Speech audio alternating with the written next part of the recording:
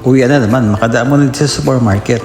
Makapag-grocery. Ops, si Tatang, sana all naka-off ko lang. Kuha tayo ng trolley. Ops, wag yan, maliit muna, basket muna, wala pa tayong sweldo. Naalala ko marami palang laman ang mahiwag ng rep. Kaya huwag muna tayo mag-grocery. Punta muna tayo sa mga prutas. Oo, parang masarap ang ubas. Patikim. Pwede naman tumikim, okay lang. So, iba't ibang klase ang ubas mga kadyo. Mayroong verde, black grapes, red grapes. Minsan may seedless, minsan maraming buto.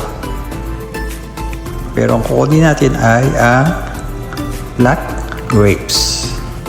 Black grapes daw kasi ang the best. Alam niyo ba mga kadyo, maraming benefits ang grapes. Nakakatulong sa iyong immune system, prevents cancer, lowers blood pressure,